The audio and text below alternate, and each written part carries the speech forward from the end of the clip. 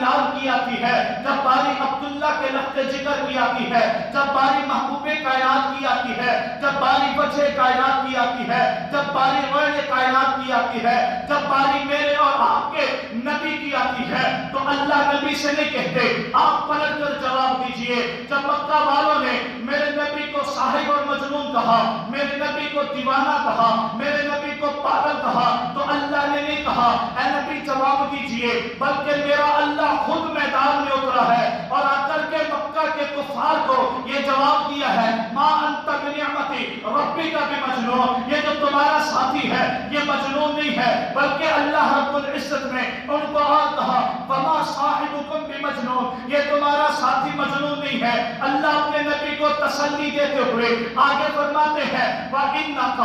لَعَلَىٰ خُلُقٍ عَظِيمٍ، اے نبی ہم نے آپ کو بلند اخلاق پر فائز کیا ہے، اتنا کچھ ہو جانے کے باوجود اللہ کا غصہ ٹھنڈا نہیں ہوا۔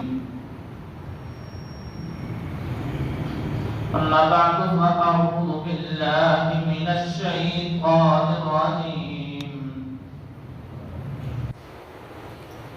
بسم الله الرحمن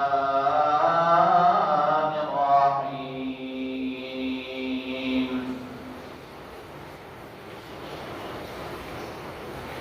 محمد رسول الله والذين معه أشداء على الكفار رحماء بينهم تراهم ركعا سجدا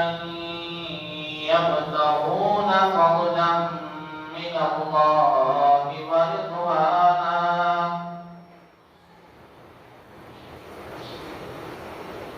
قال النبي صلى الله عليه وسلم لا يؤمن أحدكم حتى أكون أحب إليه من والده وولده والناس أجمعين.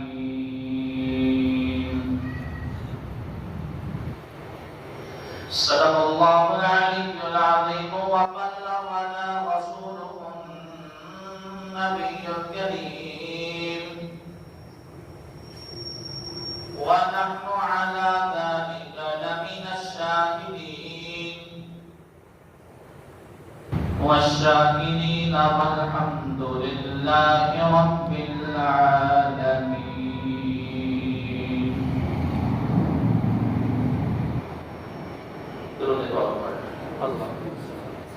اللهم صل على محمد في أول كلامنا، اللهم صل على محمد في أوسط كلامنا، اللهم صل على محمد في آخر كلامنا. رب اشرح لي صدري ويسر لي أمري واحلل عقدة من لساني يفقهوا قولي.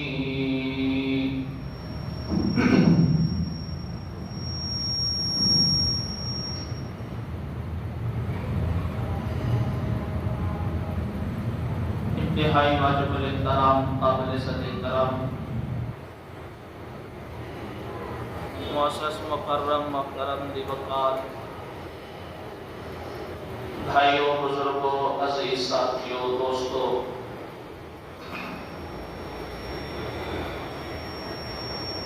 اللہ رب العزت کا بڑا احسان ہوا، فضل ہوا، کرم ہوا. مالک لم یزل نے اس خوبصورت اور بابرکت مہینے میں جمعۃ المبارک کا سعادتوں والا، عزتوں والا، برکتوں والا نصیب فرمایا ہے۔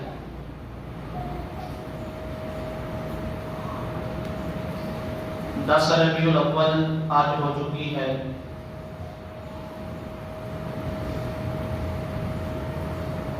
آپ حضرات کے علم میں ہے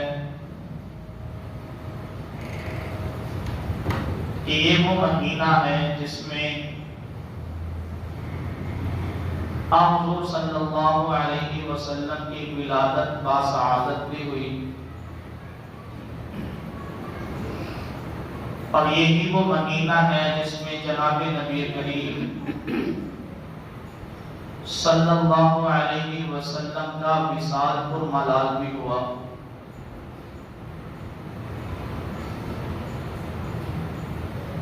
اب حقیقت میں مسلمان کا حق تو یہ تھا کہ دونوں چیزوں کو مد نظر رکھتے ہوئے آپ حضور صلی اللہ علیہ وسلم کے ساتھ اظہار محبت کرتا، آپ حضور صلی اللہ علیہ وسلم کے ساتھ اظہار عشق ہوتا، اور اس عشق اور محبت کا پیمانہ اور معیار، کسوٹی اور میزان اور ترازو کیا تھا؟ یہ پیمانہ، یہ میزان، یہ کسوٹی، یہ معیار، یہ ترازو اگر تھے تو وہ نبی کے صحابہ تھے۔ دونوں چیزوں میں مسلمان پر یہ لازم ہے کہ وہ اصحاب رسول صلی اللہ علیہ وسلم کے عمل کو دیکھیں کہ اس موقع پر ان کا عمل کیا تھا۔ لیکن جب میں دیکھتا ہوں، میں پڑھتا ہوں، جب میں ذخیرہ احادیث کو اٹھاتا ہوں، جب میں صحابہ اکرام رضوان اللہ تعالی علیہم اجمعین کی زندگیوں کو پڑھتا ہوں، تو لاکھوں، سینکڑوں، ہزاروں کی تعداد میں مجھے اصحاب رسول صلی اللہ علیہ وسلم کی زندگیاں نظر آتی ہیں۔ تو ان میں ایک صحابی حضرت عمر رضی اللہ تعالی عنہ کی شخصیت بھی نمایاں طور پر نظر آتی ہے۔ میں آج کے اس عنوان میں، اس جمعے میں کسی صحابی کی زندگی کو لے کر کے گفتگو نہیں کرنا چاہتا۔ حضرت عمر کا دور خلافت کیا تھا، اسلام سے پہلے کا زمانہ کیا تھا، پھر کس طرح اسلام لائے، لیکن بڑا فخر ہوتا ہے کہ حضرت عمر رضی اللہ تعالی عنہ وہ صحابی ہیں کہ جب اللہ کے نبی نے حکم دیا مدینہ المنورہ کی طرف ہجرت کرنے کا، تو صحابہ کرام چونکہ کمزور تھے، مالی حالات کمزور تھے، تعداد میں کم تھے، مکہ میں کفار کا جو غلبہ تھا، تشدد، بربریت تھی، وہ صحابہ کرام کو ہجرت سے بھی روکا کرتے تھے۔ تو صحابہ رات کی تنہائی میں چھپ چھپا کر سنگلاخ وادیوں کو عبور کرتے ہوئے مال، متاع، اولاد، بچے، جانور، جائیداد، باغات سب کچھ مکہ میں چھوڑ کے نبی کے حکم پر مدینہ المنورہ چلے جاتے۔ لیکن بہادری کی یہ مثال قائم کی تو حضرت عمر نے کی۔ اب ہجرت کرنے کا وقت آیا ہے، رات کی تنہائی نہیں ہے، کوئی ساتھ لشکر نہیں ہے، افراد نہیں ہے، لیکن عمر کی بہادری یہ ہے کہ مکے کے چوک میں کھڑے ہو کر کے اعلان کر رہے ہیں عمر ہجرت کرنے چلا ہے۔ اگر کوئی مائی کا لال ہے عمر کا راستہ روک کر دکھائے، عمر کے مقابلے میں آئے، عمر کے ساتھ لڑائی کرے، عمر اگر اس کی گردن نہ اتار دے تو نبی کا غلام نہ کہے۔ اتنا بہادر شخص ہے، لیکن یہی عمر ہے اللہ کے حضور صلی اللہ علیہ وسلم کا انتقال ملال وصال ہوا، حضرت عمر رضی اللہ تعالی عنہ محبت میں اتنے دیوانے ہو گئے، تلوار نکال کے کھڑے ہو گئے، مسجد نبوی کے شہر میں کھڑے ہو گئے اور تلوار لہرا کر عمر نے کہا خبردار،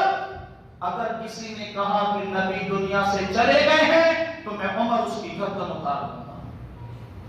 فرد محبت میں حضرت عمر کو یہ پتہ نہیں چل رہا تھا ہو کیا رہا ہے، محبت اتنی تھی کہ صحابہ کرام کی آنکھوں سے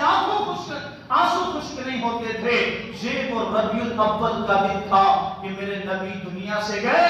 آپ پڑھ کر تو دیکھیں کہ مسجد نبوی کی کیفیت کیا تھی،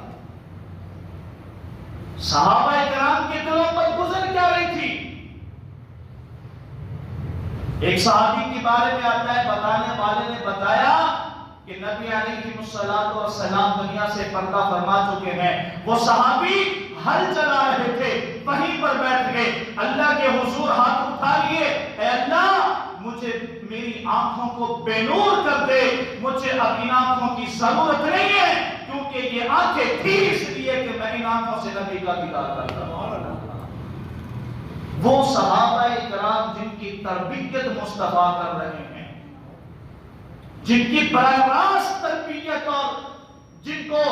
پڑھانے والے جناب نبی کریم صلی اللہ علیہ وسلم ہے، لیکن اللہ کے حضور صلی اللہ علیہ وسلم کا جب انتقال ہوا تو کیفیت دیکھیے، حالات دیکھیے، صحابہ کرام پر کیا گزر رہی ہے، اندازہ نہیں ہے، ہمیں اس چیز کا اندازہ نہیں ہے، لیکن آپ اس بات سے اندازہ لگائیں، جلیل القدر صحابی موجود ہیں، عمر موجود ہیں، جن کے نام سے شیطان ڈرتا ہے، لیکن اللہ کے نبی صلی اللہ علیہ وسلم کی محبت میں جب یہ سانحہ سنا، جب یہ بات سنی تو حضرت عمر اپنے ہوش و حواس کھو بیٹھے۔ تو میرے بھائیوں، میں یہ بات بتانے جا رہا ہوں کہ نبی کی ولادت ہوئی، اللہ کے حضور نے صحابہ کو بتایا، پتہ چلا میں پیدا ہوا ہوں، ان کا عمل کیا تھا، ان کی محبت کس انداز کی تھی، ان کے دعوے تھے یا کہ حقیقت تھی۔ آج ہم عشق کی بات بعد میں کریں، پہلے عشق مصطفیٰ کے ادب کو تو سیکھ لیں۔ عشق مصطفیٰ کا ادب کیا ہے، ہمیں تو اس عشق کے ادب کا پتہ نہیں ہے، ہمیں اس عشق کے ادب کا پہچان ہی نہیں ہے۔ اللہ نے اپنے نبی صلی اللہ علیہ وسلم کا اللہ قرآن کے ذریعے سے امت تک یہ پیغام پہنچا رہے ہیں کہ لوگوں، اس نبی سے اگر محبت اور عشق کا دعویٰ ہے تو پھر اس کے آداب بھی بڑے سخت اور خطرناک ہیں۔ آپ قرآن مجید کو دیکھیے، اللہ نے تمام انبیاء کرام علیہ السلام کو دنیا میں مبعوث فرمانے کے بعد اللہ جس نبی سے ہم کلام ہونا چاہتے تھے، براہ راست اس نبی کا نام لے کر کے پکارتے تھے۔ آپ قرآن پڑھیں گے، آپ کو نظر آئے گا، یا آدم، یا نوح، یا زکریا، یا یحییٰ، یا عیسیٰ، یا ابراہیم، یا داؤد، یا موسیٰ، یا عیسیٰ، اللہ نے ہر نبی کو اس کا نام لے کر کے پکارا ہے۔ لیکن باری جب میرے اور آپ کے نبی کی آتی ہے، جب باری کائنات کے امام الانبیاء کی آتی ہے، جب باری اس کائنات کے خوبصورت ترین انسان کی آتی ہے، جب باری امام الانبیاء اور خاتم الانبیاء کی آتی ہے، تو اللہ کا قرآن انداز بدل لیتا ہے، اللہ کا قرآن ترتیب بدل دیتا ہے، اللہ کا قرآن بلانے والے انداز کو بدل لیتا ہے۔ چنانچہ قرآن مجید میں کہیں بھی اللہ نے اپنے نبی کو یا محمد کہہ کر نہیں پکارا، نہیں بلکہ جب پکارنے کی باری آتی ہے اللہ لقب پکارتے ہیں، یا مزمل، یا مدثر، یاسین، یا ایھا الرسول، یا ایھا النبی۔ اللہ یہ بیان کر کے امت کو یہ پیغام دے رہے ہیں، میں نے اس نبی سے پہلے جتنے انبیاء بھیجے، میں جب ان کو پکارتا تھا ان کا نام لیتا تھا، لیکن اس نبی کا ادب اتنا اونچا ہے کہ میں اللہ بھی پکارتا ہوں تو نام لے کر نہیں پکار رہا، میں لقب بتا رہا ہوں۔ کہیں یاسین کہا، کہیں والضحیٰ کہا، کہیں واللیل کہا، کہیں یا مدثر کہا، کہیں یا ایھا المزمل کہا۔ القاب سے اللہ رب العزت نے اپنے حضور نبی کریم صلی اللہ علیہ وسلم کو پکارا۔ اسی طرح جو پہلے انبیاء گزرے، ان کے جو قوم والے لوگ تھے، انہوں نے اپنے نبیوں پر اعتراضات کیے، بہتان لگائے، الزام تراشیاں کی، لیکن اللہ نے ہر نبی کو کہا کہ اگر یہ آپ کو ایسا کہتے ہیں آپ پلٹ کر جواب دیجئے۔ چنانچہ قرآن مجید میں حضرت ہود علیہ السلام کا واقعہ موجود ہے۔ قوم نے کہا کہ یہ گمراہ ہے، حضرت داؤد نے اپنی صفائی پیش کرتے ہوئے کہا یا قوم انہ لیس بی ضلالہ، اے قوم میں گمراہ ہرگز نہیں ہوں۔ اسی طرح حضرت نوح علیہ السلام کے بارے میں اس کی قوم والوں نے کہا یہ بھی گمراہ ہے، یہ سفاک ہے، یہ نعوذ باللہ فلاں ہے۔ اللہ نے حضرت نوح علیہ السلام کو حکم دیا پلٹ کر جواب دیجئے۔ چنانچہ حضرت نوح نے اپنی صفائی پیش کرتے ہوئے اپنے قوم والوں کو مخاطب ہو کر کے کہا میں ہرگز گمراہ نہیں ہوں، لیکن جب باری پاک پیغمبر کی آتی ہے، جب باری آمنہ کی لال کی آتی ہے، جب باری عبداللہ کے لخت جگر کی آتی ہے، جب باری محبوب کائنات کی آتی ہے، جب باری وجہ کائنات کی آتی ہے، جب باری غیر کائنات کی آتی ہے، جب باری میرے اور آپ کے نبی کی آتی ہے، تو اللہ نبی سے نہیں کہتے آپ پلٹ کر جواب دیجئے۔ جب مکہ والوں نے میرے نبی کو ساحر اور مجنون کہا، میرے نبی کو دیوانہ کہا، میرے نبی کو پاگل کہا، تو اللہ نے نہیں کہا اے نبی جواب دیجئے، بلکہ میرا اللہ خود میدان میں اترا ہے اور آ کر کے مکہ کے کفار کو یہ جواب دیا ہے ما انت بنعمتی ربک بمجنون، یہ جو تمہارا ساتھی ہے یہ مجنون نہیں ہے، بلکہ اللہ رب العزت نے ان کو اور کہا وما صاحبکم بمجنون، یہ تمہارا ساتھی مجنون نہیں ہے۔ اللہ اپنے نبی کو تسلی دیتے ہوئے آگے فرماتے ہیں وَإِنَّكَ لَعَلَىٰ خُلُقٍ عَظِيمٍ، اے نبی ہم نے آپ کو بلند اخلاق پر فائز کیا ہے۔ اتنا کچھ ہو جانے کے باوجود اللہ کا غصہ ٹھنڈا نہیں ہوا۔ اللہ آگے ان کو مخاطب کرتے ہوئے اللہ اپنے نبی سے کہتے ہیں وَلَا تُطِعْ كُلَّ حَلَّافٍ مَّهِينٍ هَمَّازٍ مَّشَّاءٍ بِنَمِيمٍ مَّنَّاعٍ لِّلْخَيْرِ مُعْتَدٍ أَثِيمٍ عُتُلٍّ بَعْدَ ذَلِكَ زَنِيمٍ أَن كَانَ ذَا مَالٍ وَبَنِينَ۔ اے نبی ان جھوٹوں کی بات نہ سنیے، ان کا پیچھا نہ کریے، یہ گندے لوگ ہیں، یہ گناہگار لوگ ہیں، اور جنہوں نے میرے نبی پر الزام لگایا اللہ کہتے ہیں یہ حرام زادے ہو سکتے ہیں۔ اے نبی جواب دینے کی ضرورت آپ کو نہیں ہے، جب انگلی آپ پر اٹھے گی تو میں اللہ خود جواب دوں گا۔ اللہ اپنے نبی کا ادب بتا رہے ہیں۔ پچھلے انبیاء پر اعتراض ہوئے، اللہ نے کہا اپنے اعتراض کا جواب دو، اپنی صفائی پیش کرو، لیکن جب باری میرے اور آپ کے نبی کی آئی ہے اللہ نے کہا اے محمد، اے میرے نبی آپ کو جواب دینے کی ضرورت نہیں ہے، اعتراض ان کا ہوگا، جواب میں اللہ خود میدان میں آ کر دے گا۔ یہ میرے نبی کا ادب ہے، یہ میرے نبی کا ادب ہے۔ 12 ربیع الاول والے دن نبی کے سیرت کے تذکرے کرنے والوں ذرا اس عنوان پر بھی گفتگو کر لینا۔ میں اکثر یہ کہا کرتا ہوں کہ صرف نبی کے معجزات کا تذکرہ کرنا یہ سیرت نہیں ہے، صرف کہنا کہ نبی کے حسن کا تذکرہ کرنا صرف یہ سیرت نہیں ہے، بلکہ آؤ میں تمہیں بتاتا ہوں نبی کے ہر پہلو کا تذکرہ کرنا یہ نبی کی سیرت ہے۔ ہر چیز کا تذکرہ کرنا یہ میرے نبی کی سیرت ہے۔ میرے نبی کے بچپن کا تذکرہ کرنا یہ بھی سیرت ہے۔ بچپن سے لے کر لڑکپن تک کا تذکرہ کرنا یہ بھی سیرت ہے، جوانی کا تذکرہ کرنا یہ بھی سیرت ہے، شباب کا تذکرہ کرنا یہ بھی سیرت ہے، کمال کا تذکرہ کرنا یہ بھی سیرت ہے، حسن کا تذکرہ کرنا یہ بھی سیرت ہے، تعلیم و تربیت کا تذکرہ کرنا یہ بھی سیرت ہے، تبلیغ کا تذکرہ کرنا یہ بھی سیرت ہے، میرے نبی جہاد میں کیسے گئے اس کا تذکرہ کرنا یہ بھی سیرت ہے، بدر کا میدان کیسے سجا اس کا ذکر کرنا یہ بھی سیرت ہے، میدان بدر میں آئے کون تھے ان کا تذکرہ کرنا یہ بھی سیرت ہے، اور وہ کس انداز سے آئے تھے ان کا تذکرہ کرنا یہ بھی سیرت ہے، ان کے پاس اسلحہ کیا تھا اس کا ذکر کرنا یہ بھی سیرت ہے، نبی گئے کیسے تھے اس کا ذکر کرنا یہ بھی سیرت ہے، خیمہ کہاں لگایا تھا اس کا ذکر کرنا یہ بھی سیرت ہے، خیمے میں بیٹھ کر کے دعا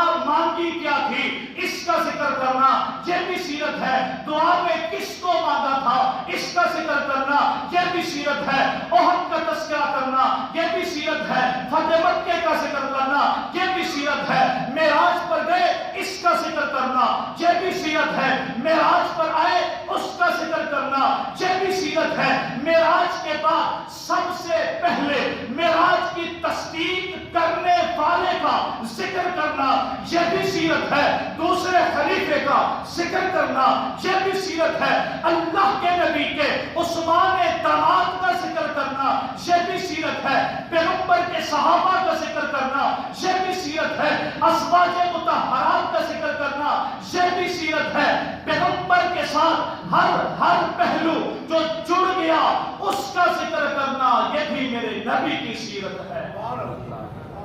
صرف ولادت کا تذکرہ کر لینے سے ہم کہیں کہ جی ہم سیرت پر بیان کر رہے ہیں، سیرت صرف اس چیز کا نام نہیں ہے، سیرت اس چیز کا نام بھی ہے کہ جب منافقین نے سیدہ طیبہ طاہرہ اما عائشہ صدیقہ رضی اللہ تعالی عنہا پر تہمت لگائی، الزام تراشی کی، میرے نبی علیہ السلام کو بات پہنچی، بڑا تفصیلی واقعہ ہے، حالات خراب ہو گئے، اللہ کے حضور پریشان ہے، صحابہ پریشان ہیں، ابو بکر کی آنکھوں میں آنسو ہے، حضرت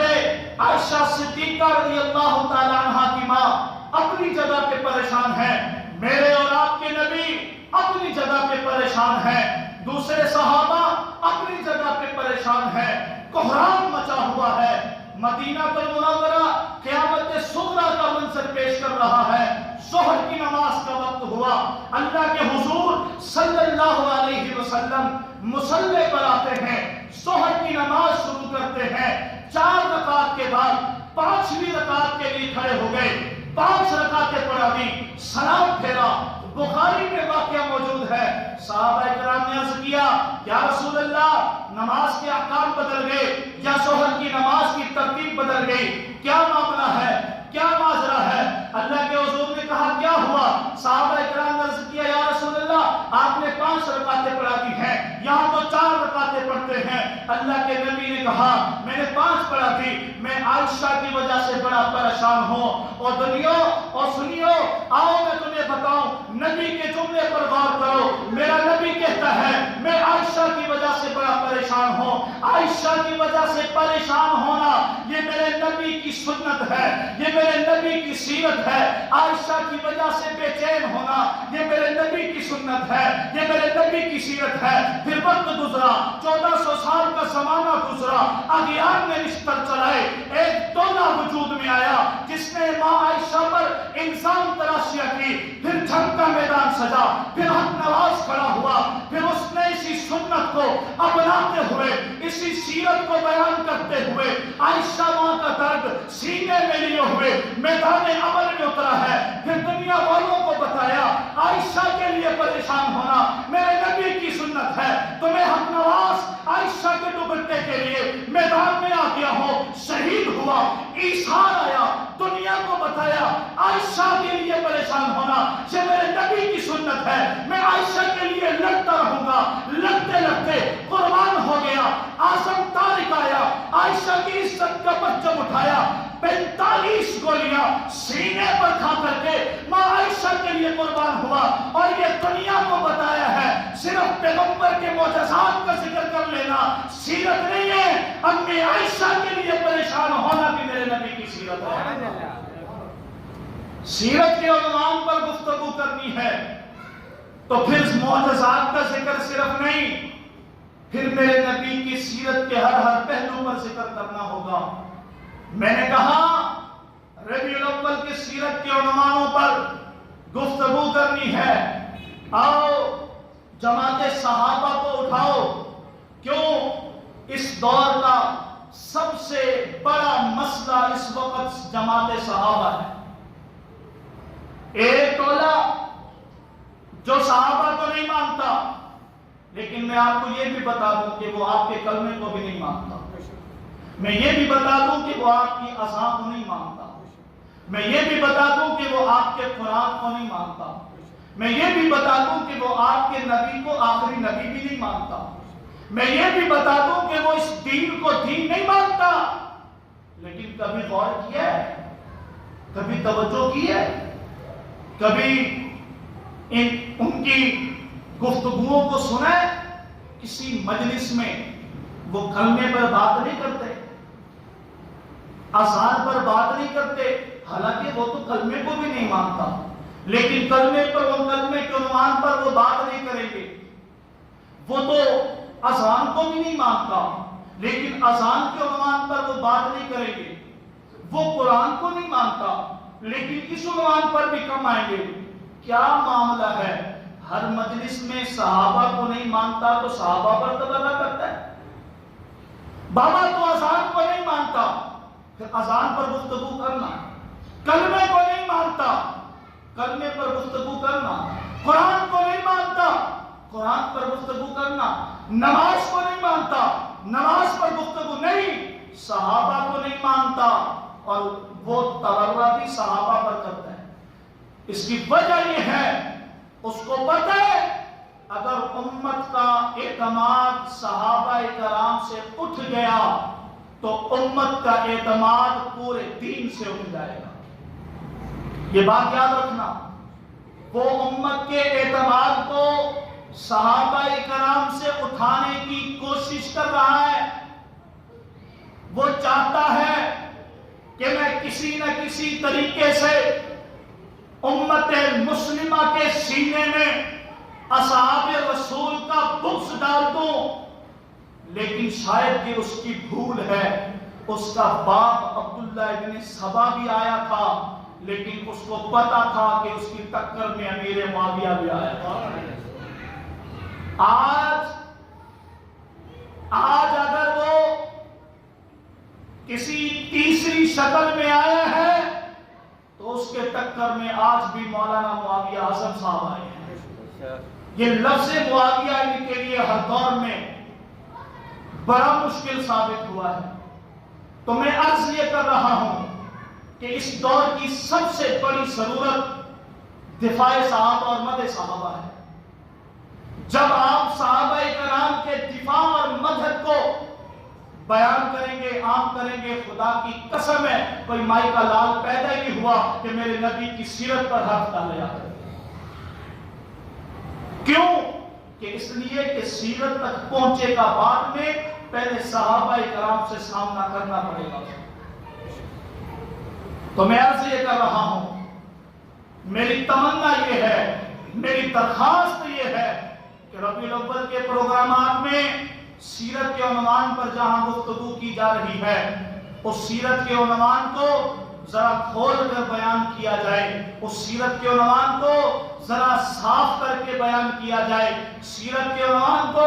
जरा वाज़ेह अंदाज में बयान किया जाए। बयान किया जाए ना, तभी तो पता चलेगा कि कुरान को लिखने वाले कौन थे। जब सीरत के उन्वान को वुसअत देंगे, फिर भूलती जाएगी बात कि कुरान को लिखने वाले कौन थे। जब कुरान को लिखने वालों की बात आएगी तो फिर छठा नंबर अमीर मुआविया का भी आएगा। जब बात अमीर मुआविया पर आएगी, फिर सीरत के अमीर मुआविया पर गुफ्तगू होगी। जब جب امیر معاویہ پر گفتگو ہوگی، پھر انشاءاللہ العزیز ہمارے سینے، ہمارے دل، ہمارے سینے منور ہو جائیں گے، ایمان بڑھتا چلا جائے گا۔ یہ اس وقت کی سب سے بڑی اہمیت ہے، سب سے بڑی ضرورت ہے کہ اصحاب رسول صلی اللہ علیہ وسلم کی سیرت کو عام کیا جائے، صورت کو عام کیا جائے، ان کی زندگیوں کو عام کیا جائے۔ اگر ہمیں نبی سے محبت کا دعویٰ ہے، اگر ہمارا دعویٰ واقعی عشق مصطفیٰ ہے، تو پھر ہمیں اپنی زندگی میں اصحاب رسول صلی اللہ علیہ وسلم کی زندگیاں لانا ہوں گی، کیونکہ میں نے حدیث پڑھی، اللہ اپنے نبی صلی اللہ علیہ وسلم کو وہ مقام عطا فرماتے ہیں کہ جناب نبی کریم صلی اللہ علیہ وسلم نے فرمایا لا یؤمن احدکم حتی اکون احب الیہ من والدہ وولدہ والناس اجمعین، جب تک میں ہر چیز سے زیادہ محبوب نہیں بن جاتا تب تک وہ آدمی کامل مسلمان نہیں ہو سکتا، اس کا ایمان کامل نہیں ہو سکتا۔ آج ہمیں ہر چیز سے زیادہ عزیز نبی کی سیرت ہونی چاہیے، ہماری تجارت میں نبی کی سیرت ہونی چاہیے، ہماری معاشرت میں نبی کی سیرت ہونی چاہیے، ہمارے کاروبار میں نبی کی سیرت ہونی چاہیے، ہمارے جناب شادی اور بیاہ میں نبی کی سیرت ہونی چاہیے، آج ہماری خوشی اور غمی میں نبی کی سیرت ہونی چاہیے، ہمارے دیگر معاملات میں نبی کی سیرت ہونی چاہیے، ہمارے بچوں کی زندگیوں میں نبی کی سیرت ہونی چاہیے، ہمارے گھر والوں کی زندگیوں میں ازواج مطہرات کے پہلو ہونے چاہیے، پھر ہم حقیقت میں مسلمان ہوں گے، پھر ہمارے دعوے بھی حقیقت پر مبنی ہوں گے، پھر ہم حقیقت میں مسلمان بن کر کے رہیں گے۔ لیکن آج اتنے زیادہ مسلمان ہونے کے باوجود، اتنے زیادہ مسلمان ہونے کے باوجود کیا وجہ ہے، کیا معاملہ ہے کہ اصحاب رسول کی عزت بھی محفوظ نہیں ہے، میرے نبی کی عزت بھی محفوظ نہیں ہے؟ آپ اس بات کا اگر اندازہ لگائیں گے تو ہر انسان اپنا قصور خود نکالے گا، میرا قصور ہے، میری وجہ سے یہ سب کچھ ہوا۔ ہم محض عشق کا نام تو لیتے ہیں، لیکن نعوذ باللہ ہم عشق کے نام میں بڑی بے ادبی کر جاتے ہیں۔ ابھی آپ دیکھیں گے یہ ربیع الاول گزرے گا، اب جھنڈیاں لگے گی، ٹھیک ہے لگاتے ہو، لیکن ادب تو رکھو، پھر یہ جھنڈیاں پورے کرکٹ میں پڑی ہوتی ہیں، پر اللہ کے نبی کا نام لکھا ہوتا ہے۔ بڑے افسوس کی بات ہے، نالین پاک کے اندر اللہ کے نبی، وہ جو نالین پاک کا نقش ہے، اس نقش میں نبوت کا نام ہے، وہ تو نبی کا جوتا ہے، نبی کے جوتے کے نقش میں نبی کا نام ہے۔ آپ اندازہ کریں، آپ گہرائی میں جائیں، نبی کے جوتے کے نقش میں نبی کا نام ہے۔ ٹھیک ہے اپنا نام لکھو، اگر تمہارا نام بھی نبی والا نہ ہو، اگر تمہارا نام بھی اللہ کی صفات والا نہ ہو، تو میرے بھائیوں عشق کے پیمانے اگر دیکھنے ہیں تو صحابہ کرام کی زندگی کو دیکھنا پڑے گا۔ وہ بلال حبشی جس نے حقیقت میں عشق کیا، پھر ایسا عشق کیا، ایسا عشق کیا، اللہ نے دنیا میں محسن رسول کا لقب دیا ہے۔ اللہ کے نبی معراج پر گئے تو پاؤں کی چلنے کی آہٹ کو محسوس کیا، جبرائیل یہ کون چل رہا ہے، یہ جنت میں چل رہا ہے، یہ کون چل رہا ہے؟ جبرائیل نے کہا یا رسول اللہ یہ جنت میں کوئی نہیں چل رہا، یہ مکے کی گلیوں میں بلال چل رہا ہے، پاؤں کی آہٹ جنت میں سنائی دے رہی ہے۔ پھر عشق ایسا تھا، عشق ایسا تھا کہ کفار نے ہر ستم اور ظلم ان پر ڈھایا۔ کون سا دنیا کا ظلم اور تشدد نہیں تھا جو بلال حبشی پر نہ آزمایا گیا ہو۔ ان کی کمر پر وہ نشانات تھے کہ جلتے ہوئے انگاروں پر جب بلال، عمار، طلحہ، خباب کو لٹایا جاتا تو وہ دہتے ہوئے انگارے ان کے لہو سے بجھ جایا کرتے تھے۔ بھائیو عشق کا نام لینا آسان ہے، عشق والے راستے پر چلنا بڑا مشکل ہے، بڑا مشکل ہے چلنا۔ ہاں ہم تو عشق کا نام لیتے ہیں نا، ابھی ہم کسی کو کہیں نا یار آ جاؤ جلسے میں جانا ہے یا جو ہے وہ کسی ریلی میں جانا ہے، باپ بیٹے کا ہاتھ پکڑ لے تو پاگل ہو رہا ہے، مر جائے گا، یہ تم مرواتے ہیں، مار دیں گے، گھر میں بیٹھا ہے۔ ہمارے عشق کا صرف یہ پیمانہ ہے، ان کے ساتھ نہیں جانا، یہ تو بھائی काफिर काफिर के नारे लगाते हैं, मर जाओगे इनके साथ। हम अपने इश्क को यहां तक रखते हैं, बाकी दावे हुर्मत रसूल पर जान भी कुर्बान है। मैंने पिछले जुमे भी कहा, ये सिर्फ दावा नहीं चलेगा, हकीकत पर आना पड़ेगा। तो आओगे, हकीकी आशिक बनोगे, अपनी औलादों को सहाबा इकराम की जिंदगियों का सबक पढ़ाओगे, असहाब रसूल सल्लल्लाहु अलैहि वसल्लम की इज्जत की बात जहां पर आएगी आओगे, साथ चलोगे। आपके करीबी शहर दौर में आज ये खूबसूरत प्रोग्राम इनेकाद पजीर हो रहा है, महफिल ज़िक्र हबीब खुदा सल्लल्लाहु अलैहि वसल्लम बाद नमाज इशा गौसिया चौक, जिसके मेहमान खास शहंशाह निकाबत काजी मतीउल्लाह सादी साहब तशरीफ ला रहे हैं। आप तमाम अहबाब की खिदमत में ये गुजारिश है कि बढ़ चढ़ कर इस प्रोग्राम को कामयाब करें और इसमें शिरकत फरमा के सवाब दारैन हासिल करें। अल्लाह ताला हम सबको अमल की तौफीक अता फरमाए। वमा अलैना इल्लल बलागुल मुबीन।